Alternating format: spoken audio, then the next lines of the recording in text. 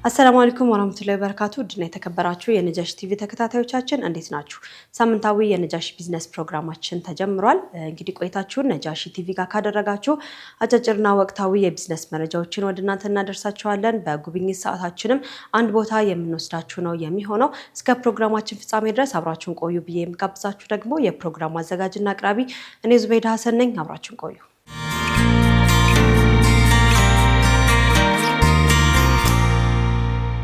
ቀዳሚ የምናደርገው የነጃሺ ቢዝነስ መሰናዷችን አጫጭርና ወቅታዊ የቢዝነስ መረጃዎቻችንን ነው። ከሀገር ውስጥ የቢዝነስ መረጃችን እንጀምራለን። ዘምዘም ባንክ የካፒታል ማርኬት ገበያውን መቀላቀሉ ተነግሯል። ዘምዘም ባንክ ከኢትዮጵያ ካፒታል ገበያ ባለስልጣን የአክሲዮን ምዝገባ ፈቃድ በማግኘት የመጀመሪያው ከወለድ ነፃ ባንክ መሆኑን አስታውቋል። የኢትዮጵያ ካፒታል ገበያ ባለስልጣን ምክትል ዳይሬክተር ጄኔራል ራሄል ካሳ ዘምዘም ባንክ የሰነደ መዋለ ንዋይ ምዝገባ በማድረጉ የፋይናንስ ስርዓቱን በማዘመን በካፒታል ገበያው ላይ ያለውን ሚና ያሳድጋል ብለዋል። በዚሁ ዙሪያ የዘምዘም ባንክ ስራ አስፈጻሚ መሊካ በድሩ ተጨማሪ መረጃ ሰጥተውናል። ዘምዘም ባንክ እንደምናውቀው ሁላችንም የመጀመሪያው ሙሉ በሙሉ ሸሪዓን መሰረት ያደረገ ባንክ ነው እና የሀገራችን ላይ ለመጀመሪያ ጊዜ ላይሰንሱን ይዞ በሚገባበት ጊዜ የኢትዮጵያ ባንኪንግ ሴክተርን ያለውን ነገር ነው ከስሪቱ የቀየረው። ከዛ በፊት የነበረው እንደምናውቀው ሙሉ በሙሉ ኮንቬንሽናል አሰራር ነው ሀገራችን ትከተል የነበረው እና ያ ቀን ትልቅ ቀን ነው። ዛሬም ደግሞ በተለይ የኢንቨስትመንት ባንኪንግ የካፒታል ገበያ ደግሞ የዘምዘም ባንክ መሰረቱ ኢስላሚክ ባንክ ጋራ ባለው ጽንሰ ሀሳብ ጋራ በጣም የተዛመደ በመሆኑ እኛ ብዙ አሰራራችን ከኢንቨስትመንት ባንኪንግ ጋራ የተቆራኘ ነው እና ይሄንን ገበያ መቀላቀላችን አንድም ለኢንዱስትሪው አንድ እመርታ ነው። ቢኮዝ ከዚህ በፊት የገቡት ባንኮች ገብተዋል፣ ብዙ ባንኮች ቴሌኮም ገብተዋል።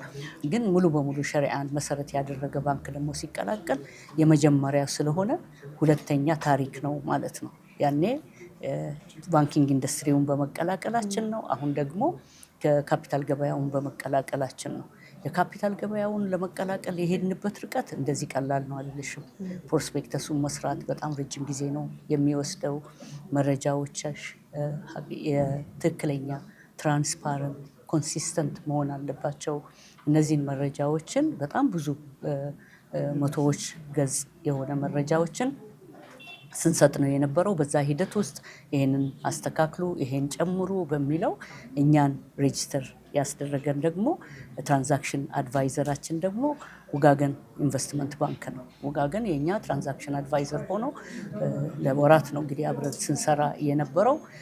ጥሩ የሆነው ነገር የዘምዘም ባንክ ብሔራዊ ባንክ ያስቀመጠውን የካፒታል ጣሪያ 5 ቢሊዮን የማሟላቱን ሂደት የካፒታል ማርኬት የካፒታል ገበያው ባስቀመጠው ቀነ ገደብ ህዳር ላይ ነበር የጨረስነው። ዲሰምበር ላይ ይሄንን የእንትኖቻችን ጠቅላላ ጉባኤያችን ላይ ይሄንን አስመዝግበናል። ከዛም በኋላ ደግሞ ካፒታላችን የተፈቀደው የነበረው 6 ቢሊዮን ነው። ዛሬ ምንድነው ብትይ የዘምዘም ባንክ ካፒታል የተከፈለ ካፒታሉ 5.6 ቢሊዮን ነው 64 የደረሰው ማለት ነው። ይሄ ትልቅ ነገር ነው። ሬጉላቶሪ ሪኳየርመንቱ 5 ቢሊዮን ሆነው እና እንዲሁም ደግሞ 400 ሚሊዮን ደግሞ ለአሁን ላሉ ነባር ሼር ሆልደሮቻችን የሚደለደል ነው ማለት ነው። የቅድሚያ መብቱ ያለው አሁን ላሉ ሼር ሆልደሮቻችን ነው። ይሄ ትልቅ ጥቅም ነው ማለት ነው እና 5.6 እና 400 ሲደምሩ 6 ቢሊዮን ነው ማለት ነው የሚሆነው እና ይሄ በመሆኑ የሚሰጠን አድቫንቴጅ ምንድን ነው?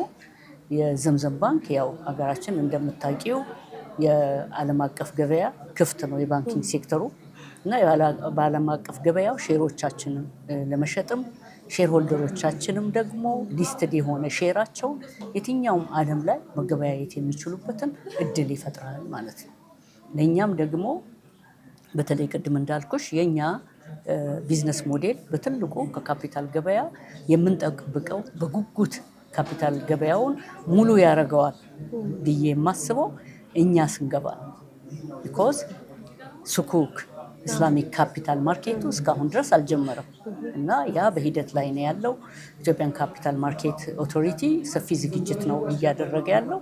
ዘምዘም ባንክ አሁን ሬጅስተር ካደረገ በኋላ ሊስትድ በሚሆንበት ጊዜ ሱኩኩ ላይ በደንብ ከዛ ጋር የሚገናኙ ፕሮዳክቶችን አውጥተን የሱኩክ ካፒታል ማርኬት ገበያውን ደግሞ ለማንቀሳቀስ ደግሞ ፈርቀዳጅ ያደርገዋል ማለት ነው። አሪፍ። እንግዲህ ኢትዮጵያ ሀገራችን ላይ የኢስላሚክ ፋይናንሱ የባንክ አገልግሎቱን ከመስጠት ከብድር ከቁጠባና መሰል አገልግሎቶች በተጨማሪ ሸሪዓውን የጠበቀ ሱኩክን ጨምሮ ሌሎችን ደግሞ ኢስላሚክ ፋይናንስ አገልግሎቶች ለማህበረሰቡ ብዙም ተደራሽ እንዳልሆነ ቅሬታዎች ይነሳሉ በየጊዜውና የዛሬው እንግዲህ ታሪካዊ የሆነ ፍቃድ ይህንን አንድ እርምጃ ለማራመድም ትልቅ ጠቃሚ እንደሆነም እያነሱልኝ ይገኛሉ።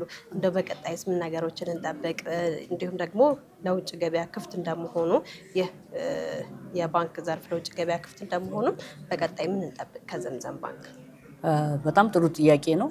ምናልባት ዳይሬክተር ጀነራሏ የኢትዮጵያ ካፒታል ገበያ ሲናገሩ እንደሰማሽው ለካፒታል ገበያው ትልቅ እመርታ ነው ብለው ነው ሲገልጹት የነበረው። ይሄ ትልቅ እመርታ የሚሆነው እንዳልሽው አሁን ከገባን ጊዜ ጀምሮ እኛም ሙራባሃ በዩ፣ ሙሻረካ በዩ፣ ሌሎችም ፕሮዳክቶቻችን እስቲስና በዩ፣ ኢጃራ በዩ ከትራዲሽናል ባንኪንጉ ጋራ የተገናኙ አገልግሎቶችን ነው። በብዛትም ደግሞ ሙራባሃው ላይ አገልግሎት ሲሰጥ ያለው ከፋይናንሲንግ ሳይዱ ማለት ነው። እና ይሄ አገልግሎት መኖሩ በራሱ የኢትዮጵያን ባንኪንግ ኢንዱስትሪ በመስኮትም የሚሰራው ሙሉ በሙሉ ሸሪዓን መሰረት ያደረግን ባንኮችን የምንሰራው አንድ ደረጃ ላይ አድርሶታል፣ ተለማምዶበታል ማለት ትችያለሽ። እውነተኛው ግን የኢስላሚክ ባንኪንግ አሰራርና ህብረተሰቡ በጉጉት የሚጠብቃቸው ነገሮች ሪሶርስን ሞቢላይዝ አድርጎ ክራውድ ፈንዲንጉ ኖሮ ገዢና ሻጭ ካፒታል ኢንቨስተሮች በገበያው ላይ አውጥተው ኢንቨስት የሚያደርጉትን መዋለ ንዋያቸውን ይህንን ኢንቨስትመንት ደግሞ የሚፈልጉ የማህበረሰብ ክፍሎች ደግሞ በግልጽ በሆነ ገበያ ላይ መሻሻጥ የሚችሉበትን እድል ስለሚያመጣ ለህብረተሰቡ እንደምታውቂው ዘምዘም ባንክ የመጣው በትልቁ ከፋይናንሻል ሴክተር የተገለለው በእምነቱ ምክንያት በሌላም ምክንያት አማራጭ በማጣት ምክንያት የፋይናንስ ሴክተሩ ላይ ተጠቃሚ ላልሆነው ማህበረሰብ አይደል? ይህም ማህበረሰብ ለማገልገል የአንሳር ዲጂታል ፋይናንስን ያለምንም ማስያዣ ያለምንም ኮላትራል የሚያስፈልግነት ማስያዣ ሳይኖረው ዲጂታል በሆነ መንገድ ኤአይ ፓወርድ በሆነ በፈለገው ሰዓት ከቤቱ ሆኖ ከፈለገበት ሆኖ ስልኩ ላይ መበደር ፋይናንስ እንዲደረግ እድል ፈጥሯል። አሁን ይሄኛው ደግሞ ከሱኩኩ መምጣት ጋራ እስካሁን ያልሞከርናቸውን አዳዲስ አገልግሎቶችን ወደ ገበያ የምናወጣበት ይሄ ህብረተሰባችንን በጣም ተጠቃሚ ያደርገዋል። መንግስትም ደግሞ እንደምታዩ ሱኩክ የኢስላሚክ ካፒታል ማርኬትን ለማስተዋወቅ ሰፊ ዝግጅቶች እየተደረጉ ነው። ኢንቨስተሮች ኢትዮጵያ ውስጥ ለመግባትና ኢንቨስት ለማድረግ ከባንኮች ጋር አብሮ ለመስራት የባንኮች ላይ ኢኩዊቲ እንዲኖራቸው ለማድረግ ኢትዮጵያ ገበያ ላይ አይናቸውን እየጣሉ ነው ያሉት። ስለዚህ ምንም በዩ ምንም በጂኦግራፊ አቀማመጣችን በዩ ጎረቤቶቻችን ኢትዮጵያ ካላት የንግድ ትስስር አንጻር ይሄም ቢዝነስ ሞዴል የሚፈልጉት ኢንቨስተሮች ብዙ ናቸው። ስለዚህ ሊስትድ የሆነ ይሄንን ለሱኩኩ ላይ ለመሳተፍ ዝግጁ የሆነ ባንክ መኖሩ ደግሞ እንደ ሀገርም ኖት ኦንሊ ለዘምዘም ብቻ አይደለም፣ ለኡማው ብቻ አይደለም፣ እንደ ሀገርም ደግሞ ለኢትዮጵያ ትልቅ ጥቅም የሚሰጥ በጣም ደስ ይላል። ዘምዘም ባንክንም እንግዲህ እርስዎንም እንኳን ደስ ያላችሁ ማለት እፈልጋለሁ። እንደው ምናልባት በስተመጨረሻ ቀረ የሚሉትና መጨመር የሚፈልጉት ሀሳብ ካለ እድሉን ልስጥ። እንዲሁም ደግሞ ተጠቃሚዎችን መጥተው እናንተ ጋር አገልግሎቱንም እንዲያገኙ በዛውም ደግሞ ይጋብዟቸው። አዎ እንግዲህ እኔ ማስተላለፍ የምፈልገው መልእክት አንደኛ በቅድሚያ አልሐምዱሊላህ ለዚህ ቀን በመድረሳችን በድጋሚ ሁላችንንም ማመስገን እፈልጋለሁ። ሼር ሆልደሮቻችንን፣ ባለ አክሲዮኖቻችን፣ ደንበኞቻችን ታግሰው ይሄንን ዘምዘምን እንደምታውቂው 5 ዓመት ሞላን እንጂ ስራ ከገባን ትልቅ ቀን ነው ለኛ። 5 ዓመታችንን እያከበርን ነው ያለነው። ታሪካችን ግን የሚያያዘው በኢትዮጵያ ውስጥ ሸሪዓን መሰረት ያደረገ ባንክን ለማቋቋም የተሄደበት ርቀት ሁላችንም የምናውቀው። ምንም ነገር ባልነበረበት ሁኔታ ኮንሰፕቱ በማይታወቅበት ጊዜ ሪስክ ወስዶ ከኛ ጋራ የዚህ ባንክ ሼር የገዙ ሲከለከል ሲያዝኑ ሲፈቀድ ተስፋ ውስጣቸው ላይ ሲጭር ዛሬ የደረስንበት ደረጃ ላይ ላደረሱን ታጋሽ ባለአክሲዮኖቻችን ከልብ ማመስገን እፈልጋለሁ። በተመሳሳይ እንዳልኩሽ ይህንን የመንግስት አካላት ጋራ ሬጉሌተሮችን ጠዋት አይተሻቸዋል። የካፒታል ገበያውንም ሴኩሪቲ ኤክስቼንጁንም የእኛን አድቫይዘር የሆነውን ደግሞ አድቫይዘሪ ሰርቪስ የትራንዛክሽን አድቫይዘራችን የሆነውን ውጋገን ኢንቨስትመንት ጋራ ከነዚህ አካላቶች ከብሔራዊ ባንክ ጋራ የነበሩት ምልልሶች ቀላል አልነበሩ። እነዚህን ምልልሶች ቀንም ሌሊትም ሲገለጽ እንደሰማሽው ሰርተው ደግሞ ይሄን ላሳኩ የባንኩ ማኔጅመንት እና ሰራተኞችም ደግሞ እውቅና እሰጣለሁኝ። በጣም ከልቤ አመሰግናለሁኝ። ለሼር ሆልደሮቻችን እና ለመላው ህብረተሰባችን ማስተላለፍ የምፈልገው መልእክት ምንድን ነው? እንግዲህ ስንጠብቀው የነበረው ቀን ደርሷል።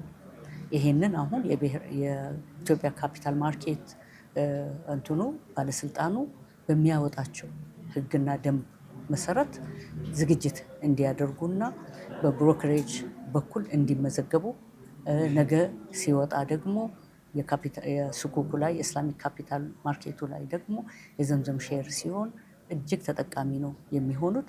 ይህንን አውቀው ዝግጅት እንዲያደርጉና የሚያስገኘውን ጥቅም ደግሞ ቅድም የዘረዘርኳቸውን እኛም የተለያዩ ግንዛቤዎችን እናስጨብጣለን። ግን ይህንን ተገንዝቦ በጣም የሚጠቅመው ነገር መሆኑን አውቆ ህብረተሰባችን እንዲዘጋጅ ነው። እናንተም ይህንን ፕሮግራም ተከታትላችሁ ይህን ወስዳችሁ እርግጠኛ ነኝ የግንዛቤ ማስጨበጣ ትሰራላችሁ። ስለዚህ ወደሚቀጥለው ምዕራፍ ተሸጋግረናል። እንኳን ደስ አለን። እንኳን ደስ ያላችሁ። ናስር ዲኖ እባላለሁ። ከዘምዘም ባንክ ቦርድ ዋና ሰብሳቢ ነኝ። እኛ ሀገራችን ላይ ኦል ኢንክሉሲቭ የሚመጡ እድሎች፣ አጋጣሚዎች ከኢስላሚክ ፋይናንስ ፕሪንሲፕል ፖይንት ኦፍ ቪው አልመቻች እያለ ብዙ እድሎች አምልጠዋል። ስለዚህ ይሄ ፕላትፎርም ከወለድ ነፃ ለሆኑ ኢንቨስትመንት ኢንተረስት ላላቸው የህብረተሰብ ክፍሎች እድል ፈጥረናል ማለት ነው። ሀብት ፈጠራ ላይ የበኩላችንን አስተዋጽኦ ለማድረግ በራችንን ከፍተናል ማለት ነው።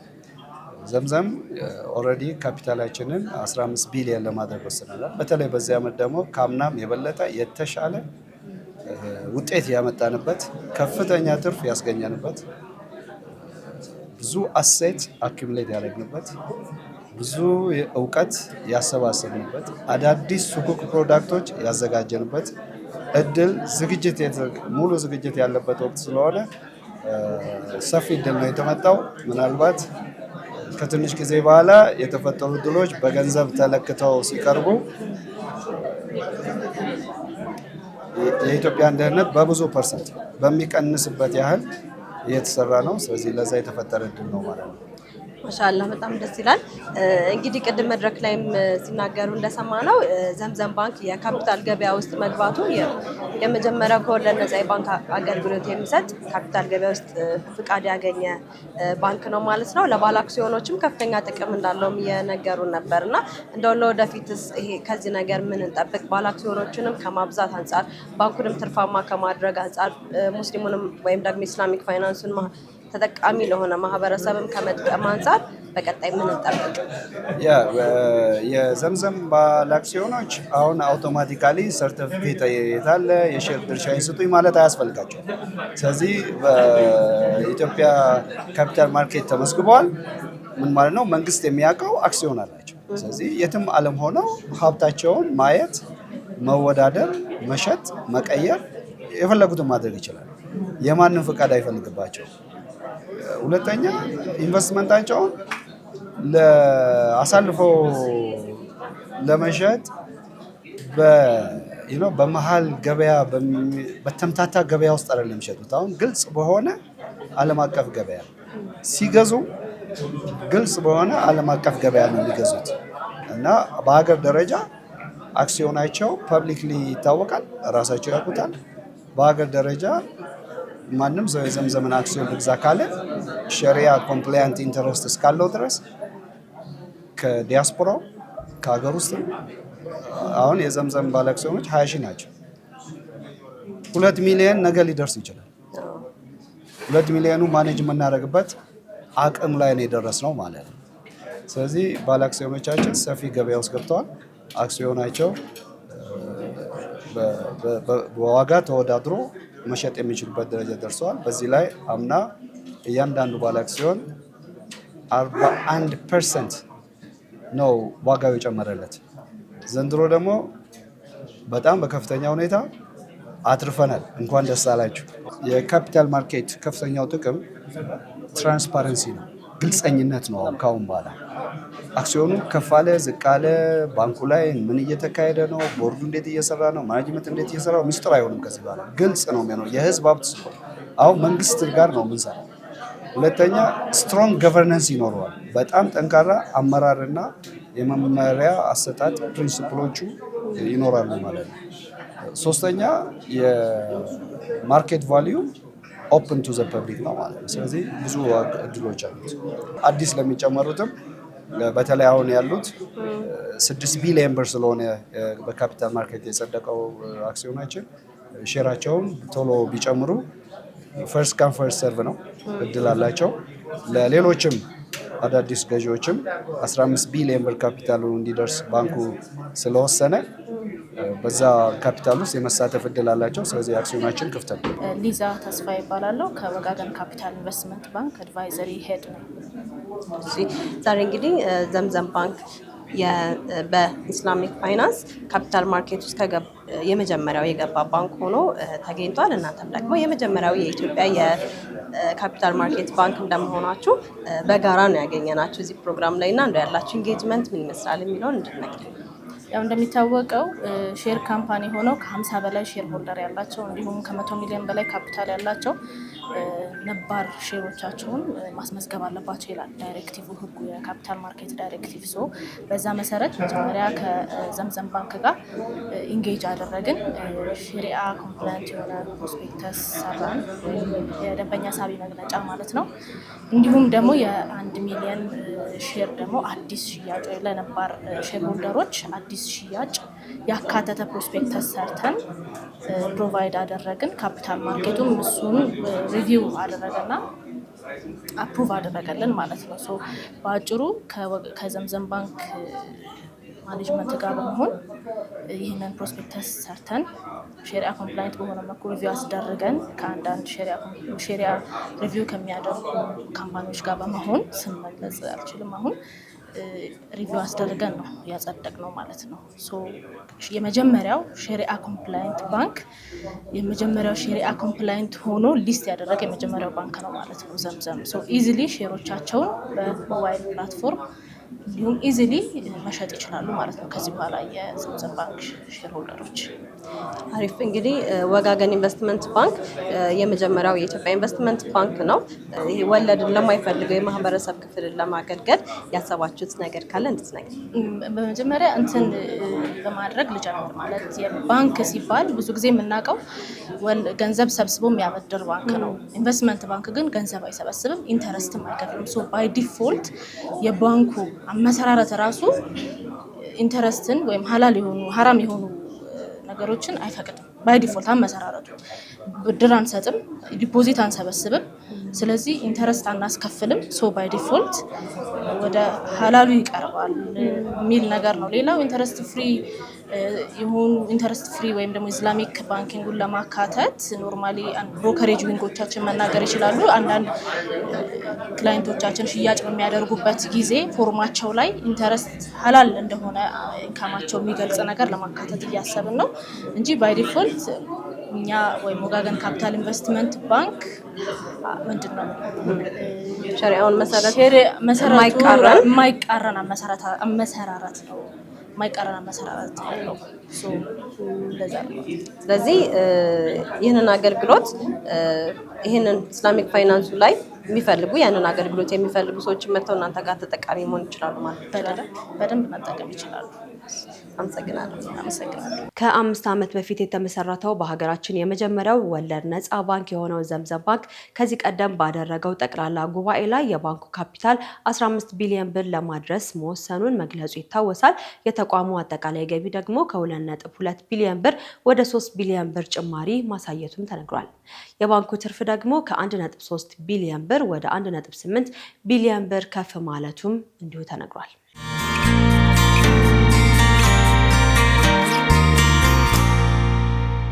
ተመልካቾቻችን ቀጣዩ የቢዝነስ መረጃችን ደግሞ የኒያ ፋይናንሻል ቴክኖሎጂስ ከሰሞኑ ይፋ የሚያደርገው አዲስ የቴክኖሎጂ ውጤት አለ። እንግዲህ ይህንን የቴክኖሎጂ ውጤት የሁላችንንም የሀጅና ኡምራ ህልም እውን የሚያደርግ እንደሆነም ታምኖበታል። በዚሁ ዙሪያ ተጨማሪ መረጃ ሊሰጡን ስቱዲዮአችን እንግዲህ እንግዳ ጋብዘናል። ወደሱ እናልፋለን።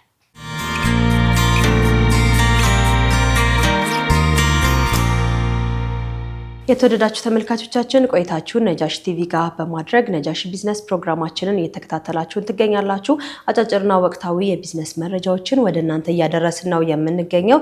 አሁን ደግሞ ሌላ የቢዝነስ መረጃችን ላይ ነው የምንገኘው። ከሰሞኑ ኒያ ፋይናንሻል ቴክኖሎጂስ ይፋ የሚያደርገው አዲስ የቴክኖሎጂ ውጤት አለ። ይህ የቴክኖሎጂ ውጤት እንግዲህ በተለይም ደግሞ ሀጅና ኡምራ ለማድረግ ህልም ላለን ሰዎች በሙሉ ህልም ላላችሁ ሰዎች በሙሉ መፍትሄ ይዤ መጥቻለሁ እያለን ነው የሚገኘው። ይህ ቴክኖሎጂ ምን ነገሮችን ይዟል፣ እንዴት ነው መጠቀም የምንችለው የሚለውን ደግሞ እዚህ ስቱዲዮአችን ሰው ጋብዘንላችኋል። ከእንግዳችን ጋር የምናደርገውን ቆይታ ተከታተሉን፣ አብራችን ቆዩ።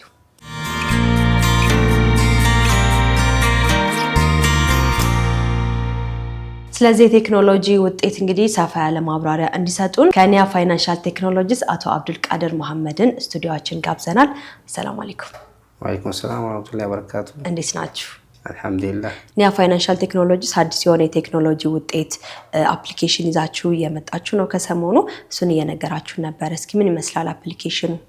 ኒያ ፋይናንሻል ቴክኖሎጂ በኢትዮጵያ ለመጀመሪያ ጊዜ በሞባይል መተግበሪያ አጭር የሆነ ለሰዎች ቀላል በሆነ መልኩ ከፕሌይ ስቶር አውርደው ለመገልገል የሚያመች በፊት ስንጠቀምበት የነበረውን የእቁብ ባህላዊ እቁብ ዘዴ ወደ ዘመናዊ በመተግበር ለሰዎች ቀላል በሚሆን መልኩ የተዘጋጀ አፕሊኬሽን ነው። ይሄን በተመለከተ ደግሞ ፕሌይ ስቶር ላይ ገብታችሁ እንድትወርዱና እንድትጠቀሙ እናሳስባለን። በመቀጠል ደግሞ ይህንን ዋናው የተቋቋመበት ዓላማ ሰዎችን በአጭር ቁጠባ ትንሽ ገንዘብ በማዋጣት የኡምራና የሀጅ ፍላጎታቸውን ለማድረስ የሚያመች አፕሊኬሽን ነው።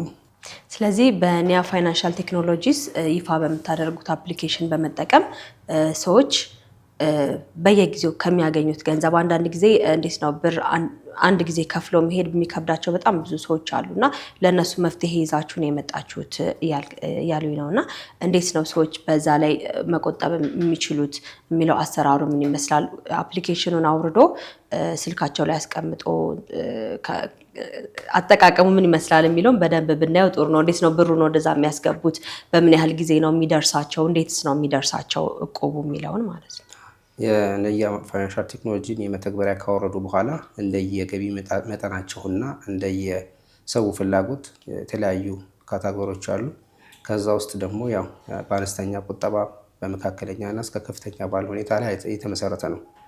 ለምሳሌ የጊዜ ገደቡን ከ3 ወር ጀምሮ አለ። 3 ወር ላይ የሚጠናቀቅ አለ፣ በ6 ወር አለ፣ 9 ወር አለ፣ 1 ዓመት እስከ 2 ዓመት ድረስ ከፍተኛው አለ ማለት ነው። ስለዚህ ሰዎች ባላቸው የቀን ገቢ ወይም ደግሞ ባላቸው ገቢ መጠን የሚቆጥቡበት መጠን ይለያያል ማለት ነው። አሁን ለምሳሌ ለ6 ወር የሚደርሳቸው ከሆነ ለ6 ወር ይህን ያህል ተብሎ የተቀመጣለ፣ ለ3 ወር የሚደርሳቸው ከሆነም እንደዛ የተቀመጣለ ማለት ነው። ከዛ ውጭ ደግሞ እንዴት ነው የሚሆነው? አሁን ልክ እንደ እቁብ ነው ወይስ እንደ ቁጠባ ነው? አንድ ጊዜ ጥለን የሚደርሰን ነገር ነው ወይስ እንዴት ነው? ወይስ የራሳቸውን ገንዘብ እዛው ተጠራቅሞ ልክ እንደ ሴቪንግ የሚደርሳቸው ነው የሚለውን ግልጽ እናድርገው። ምንድነው ያ ዋናው ዓላማው? በዚህ በኒያ ፋይናንሻል ውስጥ የተሳሰሩ ሰዎች ዋና ዓላማቸው ኡምራ ማድረግ ስለሆነ ያንን ገንዘብ በተመጠነው የገንዘብ ስኬጁል መሰረት በተመጠነው የገንዘብ አከፋፈል መሰረት ያንን ሂሳብ ሲከፍሉ ይጠራቀማል። ለተወሰኑ ሰዎች ደግሞ የተጠራቀመው ገንዘብ እጣ ይወጣል። በወር አንድ ጊዜ የሚደረግ እጣ አለ። በወር አንድ ጊዜ በሚወጣው እጣ ላይ የሚደርሳቸው ሰዎች ሙሉን የኡምራ አገልግሎት ያገኛሉ ማለት ነው። ቀሪዎቹም እንደዚሁ እያለ እጣቸው የሚያልቀው ገደቡ የተቀመጠበት ጊዜ አለ። 1 ዓመት ቢለው 1 ዓመት ላይ ሁሉ ተጠናቆ ያልቃል ማለት ነው። 3 ወር የተባለው 3 ወር ላይ ተጠናቆ ያልቃል። እንደዛ እየተባለ ይቀጥላል ማለት ነው። ይህ የቴክኖሎጂ ውጤት እንግዲህ ያው ሰዎች ቤታቸው ሆነው በስልካቸው ሊጠቀሙት የሚችሉበት ነገር ነው። ምናልባትም ደግሞ አንድ ላይ ብራቸው የሚሰበሰቡ ሰዎችም አንድ ላይ የማይተዋወቁበትም ነገር ሊፈጠር ይችላል እና እንዴት ነው የሚደረገው? ሰዎች ብሩን ወደዛ ሲያስገቡ ከባንክ አካውንታቸው ጋር የተያያዘ ነው የሚሆነው ወይስ አንዳንድ ጊዜ በታማኝነት ብቻም እንደዛ አይነት ኢሜጅ እንዳይኖር እሱን ግልጽ እናድርገው። ምንድነው እኛ ፋይናንሻል በአጠቃላይ የህግ ግራውንዱን የያዘ ነው። የተለያዩ የህግ መንግስታዊ የሆኑ ነገሮች ይደዳል። የሚመለከታቸው ተቋማቶች ላይ ህጋዊ የሆኑ ፍቃዶች አሉት። ለምሳሌ ከባንኮች ጋር የምንሰራው ኢንቴግሬሽን የሚባል ነገር አለ። በኢንቴግሬሽን ከባንኮች ጋር የዛ ገንዘብ በተወሰነ ብሎክ አካውንት ይቀመጥና ለእጣ ለወጣላቸው ሰዎች ብቻ የሚተላለፍ ነው የሚሆነው። ከዛ ውስጥ የእኛ ፋይናንሻል የፐርሰንቴጅ ፕሮፊቱን በተለየ አካውንት ይቀመጣል። የአባላቶቹ በተለየ አካውንት ይቀመጥና በዛ መልኩ እነዚህን ሰርቪስ የሚያገኙ ሰዎች ብቻ እጣው ሲደርሳቸው ለባንክ በማሳወቅ ያ ነገር ተከፋይ እንዲሆን ይሆናል። ያ ተከፋይ በሚሆንበት ሰዓት ደግሞ የቀጥታ ለአገልግሎቱ ነው ተከፋይ የሚሆነው። ገንዘቡ ለአገልግሎት ክፍያው ነው የሚውለው ለኡምራው ማለት ነው። በዚህ መልኩ ነው የሚሆነው። የእነሱ ገንዘብ ያው ብሎክ አካውንት ሆነው ሴቭ በሆነ ነገር ነው የሚደረገው። ኢንቴግሬሽኖቹን ከተለያዩ ባንኮች ጋር እየተሰሩ ነው ያሉት። እነሱን ደግሞ ያው በሂደት እናሳውቅ ይሆናል ማለት ነው። አሪፍ። ስለዚህ አሁን ሰዎች ለኡምራ ብለው ሴቭ ያደረጉትን እቁብ እየጣሉበት ያለውን ገንዘብ ለሌላ ነገር እንዲያወጡት አይደረግም ማለት ነው። ቀጥታ ወደ ኡምራ አገልግሎትን ወደ ኡምራ ጉዞ እንዲሄዱበት ነው የሚደረገው ማለት እንችላለን። ምክንያቱም ያው አላማውም የተቋቋመበትም አላማ ዋናው በረጅም ጊዜ ወይም ደግሞ በተወሰኑ የጊዜ ሰሌዳዎች ኡምራ ፍላጎት ያላቸውን ሰዎች ብቻ ለማስተናገድ ሲባል ነው ይሄ ነገር ድርጅቱም የተቋቋመው። ስለዚህ ከዛ ውጭ ባለው ሁኔታ ሌላ እቁብ ነው እንጂ ይሄ ኡምራ ንያ እቁብ የሚል ስለሆነ ራሱም የተነሳበት አላማ እቁብን ይጥላሉ። እጣ ሲወጣላቸው ወደ ኡምራ ይሄዳሉ ማለት ነው። እነዚህ ሰዎች ተሰብስበው የሚገቡበት እቁብ ማለት ነው። አሪፍ። እንግዲህ የፊታችን ቅዳሜ ደግሞ ይህንን አፕሊኬሽን ለህዝብ ይፋ የምታደርጉበት ትልቅ የሆነ መድረክ ተዘጋጅቷል እና እስኪ ስለሱ ደግሞ የተወሰነ ቀድሞ ፍንጭ ስጡን። ያው የቅዳሜ ሐምሌ 4 በአድዋ መታሰቢያ ህዳሴ አዳራሽ ላይ የሚካሄድ ከ8 ሰዓት ጀምሮ ፕሮግራም አለ። የአፕሊኬሽኑን በተመለከተ አፕሊኬሽኑን ያበለጸገው ካምፓኒ ከኛ ድርጅት ጋር በመሆን የአፕሊኬሽኑን ሁኔታ ያስረዳል። የተለያዩ እንግዶች ይኖራሉ። የመንግስት ባለስልጣናት ከተለያዩ አጋር ድርጅቶች እና ከመጅሊስ ከሚመለከታቸው አካሎች ጋር የተዘጋጀበት ፕሮግራም ይኖራል ማለት ነው። በዛ ላይ ለሰዎች የማሳወቂያ ፕሮግራም ይኖራል ማለት ነው። ስለዚህ የፊታችን ቅዳሜ የሚደረገው ፕሮግራም ላይ በጣም ብዙ ሰዎች ይገኛሉ አሁን እንዳልከው። ከዛ ውጭ ደግሞ አንዳንድ ጊዜ አዳዲስ ቴክኖሎጂዎች ሲፈጠሩ ወይም አዳዲስ ቴክኖሎጂዎች ሲመጡ ሙስሊሙ ማህበረሰብ እንዴት ነው ይሄ ነገር ይቻላል አይቻልም ወይ ከሸሪዓው አንጻር እንዴት ይታያል የሚለውም ደግሞ ጥያቄ የሚያነሱ ሰዎች አሉና እሱም በየፊታችን ቅዳሜ በሚዘጋጀው መድረክ ላይ በግልጽ የሚቀርብ ይሆናል እያልከኝ ነበረ ከቅድም እየመጣን እያለ ማለት ነው። ስለዚህ የፊታችን ቅዳሜ የሚካሄደውን ፕሮግራም ሰዎች መካፈል ቢፈልጉ ወይም እናንተን ማግኘት ቢፈልጉ አድራሻ ካላችሁ አድራሻ ብትነግሩን አሪፍ ይመስለኛል። አድራሻ ቢሮአችን ቤተል ነው ያለው። ተረፈ ቅድም ባነሳሽው ሀሳብ ላይ የተለያየ ቅሬታ እንዳይኖር ከፌዴራል መጅሊስ ፈትዋዎች ኮሚቴ የስራውን በተመለከተ አጠቃላይ በሱ የፈትዋ መልስ ሰጥቶበታል። እሱን በተመለከተ ደግሞ ያው ሶሻል የራሳችን ሶሻል ሚዲያ ፔጅ አለ። በሱ ላይ ደግሞ ያው የግልጽ የሆነ እሱን የሚገልጽ አለ በፈትዋ ደረጃ የተቀመጠና ስራው አሰራሩም ሐላል ነው ሐላል አይደለም በሚለው የተቀመጠ ስላለ እሱ የፌዴራል መጅሊስ የፈትዋዎች መንበር አስቀምጦታል ማለት ነው። ያን በተመለከተም ያው የዕለቱ በሚገኘው ፕሮግራም ላይ ተገኝተው ሀሳባቸውና ያለውን ያስረዱናል ማለት ነው።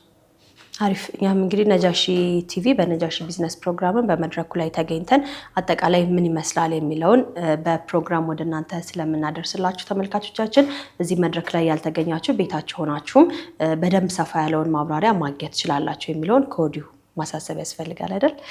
ከዛ በተጨማሪ ከስር ያለውን ስልክ ቁጥር በመጠቀም ደውላችሁ ኒያ ፋይናንሻል ቴክኖሎጂስ ጋር አብራችሁ መጠቀም የምፈልጉት ነገር ካለ ከነሱ ጋር መገናኘት የምፈልጉት መጠየቅ የምፈልጉት ነገር ካለ ከስር ያለውን ስልክ ቁጥር በመጠቀም ደውሉላቸው ለማለት እንወዳለን። እንደው ለመጨረሻ ያህል ግን ከዚህ ቴክኖሎጂ ውጤት ይፋ ከሆነ በኋላ ህዝቡ ጋር ከደረሰ በኋላ ምን ትጠብቃላችሁ እናንተ? ዋናው ይሄ ነገር ህዝቡ ጋር ችግር ፈቺ ነው ብለን ነው ብዙ ባጠና ነው እንትን መሰረት አንድ ሰው አንዴ ከፍ ያለ ገንዘብ ከፍሎ ለመሄድ አቅም ላይኖረው ይችላል ወይም ዝግጁነት ላይኖረው ይችላል እና እነዚህን ነገሮች መፍትሄ ብለን ያመጣናቸው ሰዎች ዘንድ ሲመጡ ተቀባይነት ይኖራቸዋል ብለን እናስባለን። ምክንያቱም በአነስተኛ ገንዘብ መፍትሄ ዘንድ የቀረበውና ያንን እንጠብቃለን ኢንሻአላህ። አቶ አብዱል ቃድር እንግዲህ ስቱዲዮአችን መታችሁ ይህንን የመሰለ ማብራሪያ ስለሰጣችሁ ሰፋ ያለ ማብራሪያ ስለሰጣችሁ እጅግ አድርገን እናመሰግናለን። ምናልባት ቀረ የሚሉት ማስተላለፍ የሚፈልጉት መልእክት ካለ ደግሞ ድሉ ልስጠን። እኔም ያው ስለጋበዛችሁኝ አመሰግናለሁ። በአጠቃላይ ያው ይሄ ስራ የሁላችንም ስራ ስለሆነ ኢንሻአላህ ተጋግዘን ወደ ምንፈልገው ግብ እንደርሳለን ብለን እናለን። እናመሰግናለን።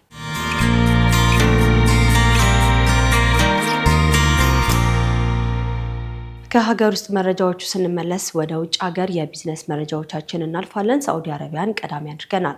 ሳዑዲ አረቢያ ወደ ሀገር ውስጥ በሚገቡና በሚወጡ ውድ እቃዎች ላይ የጣለችውን የገንዘብ ገደብ መቀነሷ ተሰምቷል። የሳዑዲ አረቢያ መንግስት ወደ ሀገር ውስጥ በሚገቡ ወይም ደግሞ ከሀገር በሚወጡ ተጓዦች ላይ ተፈጻሚ የሚሆን የጥሬ ገንዘብና የውድ እቃዎች ይፋዊ ማስታወቂያ ገደብ በከፍተኛ መጠን መቀነሱን ነው ያስታወቀው።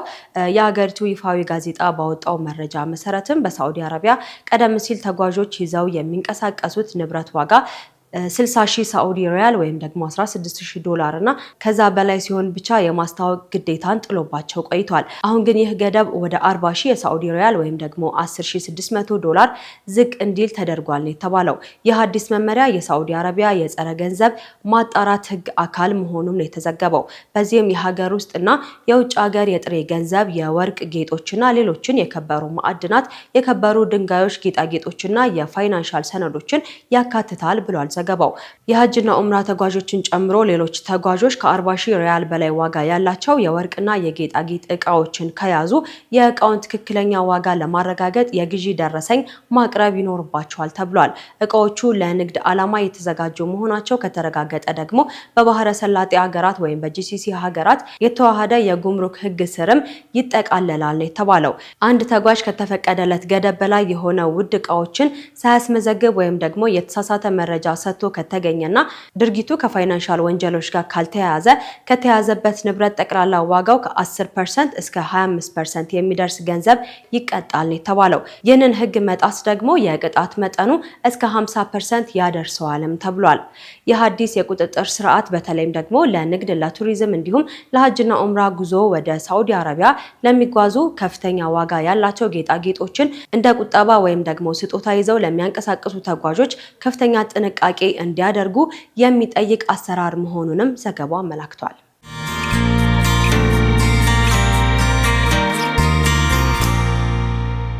በዛሬው የነጃሺ ቢዝነስ የመረጃ ሰዓታችን የመጨረሻ ያደረግነውን የቢዝነስ መረጃ ደግሞ ላድርሳችሁ። በመካና በመዲና ከፍተኛ የሆነ የማስፋፊያ ፕሮጀክት መጠናከሩ ተነግሯል።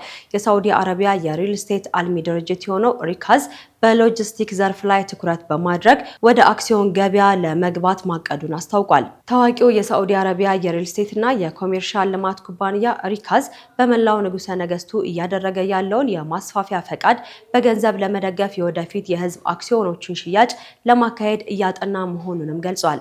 የኩባንያው ዋና ስራ አስፈጻሚ ለአረብ ገልፍ ቢዝነስ ኢንሳይት በሰጡት ልዩ ቃለ ምልልስ እንዳረጋገጡት ከሆነ ድርጅቱ በአሁኑ ወቅት በሳዑዲ አረቢያ የኢኮኖሚ ትራንስፎርሜሽን ውስጥ ቁልፍ ሚና ባላቸው የሎጂስቲክ ማዕከላትና በሙስሊሙ ዓለም ቅዱስ በሆኑ በመካና በመዲና ከተሞች ላይ ትልቅ ትኩረት ሰጥቶ እየሰራ ይገኛል ብለዋል። ሪካዝ የሳዑዲ አረቢያን የቪዥን 2030 መርሃ ግብር ተከትሎ አገሪቱን ዓለም አቀፍ የሎጂስቲክስ የትራንስፎርሜሽን ማዕከል ለማድረግ የሚከናወነውን ግዙፍ ፕሮጀክት እየመራ ይገኛል ብሏል ዘገባው።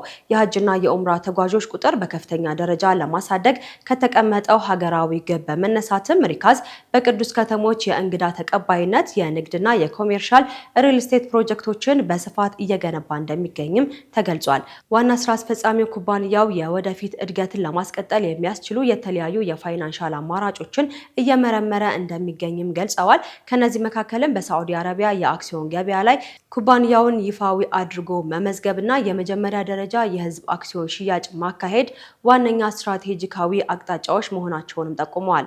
ይህ የህዝብ አክሲዮን ሽያጭ ኩባንያው ተጨማሪ ካፒታል በማሰባሰብ በሳዑዲ አረቢያ ውስጥ የተከፈተውን አዳዲስ የቢዝነስና የልማት እድሎችን በፍጥነት ለመጠቀም ያስችለዋል ተብሎም ይጠበቃል። ኩባንያው የሚያካሂደው የካፒታል ገበያ ተሳትፎ በአገሪቱ የፋይናንስ ስርዓት ላይ ያለውን የኢንቨስተሮችን አመኔታ የሚያንጸባርቅ መሆኑንም ያሳያል ተብሏል።